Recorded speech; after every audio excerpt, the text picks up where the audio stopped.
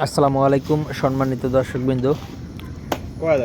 স্ক্রিনে যেই ঘাসটি কাটা হচ্ছে এটি ইন্দোনেশিয়ান স্মার্ট নেপিয়ার ঘাস। দর্শক, এটি মূলত আমরা দীর্ঘ 5 মাসের মতো আমাদের এই জমিতে রেখে দেওয়ার পরে এই ঘাসগুলো কাটা হয়েছে। আর আমরা প্রথমেই বলে রাখি, আমাদের এই ঘাসগুলো কিন্তু প্রথমবার কাটিং রোপণ করার পরে যে গাছগুলো হয়েছে এই গাছগুলো মূলত সে কারণেই খাটো।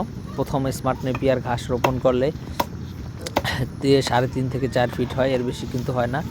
তো মূলত এটা প্রথমবার কাটিং রোপণ করার ঘাস, সে কারণে মূলত এই ঘাসটি মোটামুটি এখন শীতকালীন সময় হিসেবেও যথেষ্ট মোটা এবং একটু খাটো হয়েছে।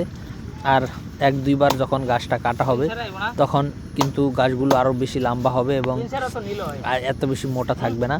তো দর্শক শ্রোতা, এই ইন্দোনেশিয়ান স্মার্ট নেপিয়ার ঘাসের পরিপক্ক কাটিং যদি আপনারা সংগ্রহ করতে চান তাহলে অবশ্যই আমাদের স্ক্রিনে দেওয়া নম্বরে আমাদের সাথে যোগাযোগ করতে পারেন।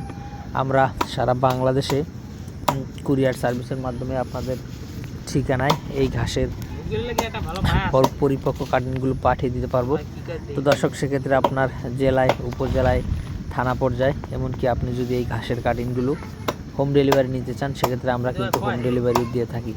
তো দর্শক শ্রোতা, আমাদের কাছে শুধু স্মার্ট নেপিয়ার নয়, পাশাপাশি যারা ওয়ান হাইব্রিড ঘাসের কাটিং রয়েছে এবং তাইওয়ান হাইব্রিড, যেটা নাকি জারার থেকে দ্বিগুণ ফলন হয়, সেই তাইওয়ান হাইব্রিড ঘাসের কাটিং রয়েছে এবং পানিতে চাষ হয় জার্মান হোয়াইট, এই সকল ঘাসের কাটিং, এই 4 জাতের কাটিং বর্তমানে আমাদের কাছে রয়েছে।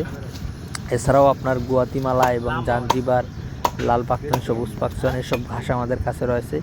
এইসব ঘাসের কাটিংও পরবর্তীতে দেওয়া যাবে। তো দর্শক, আজকে ভিডিওটি এখানে শেষ করব। সকলকে অসংখ্য ধন্যবাদ।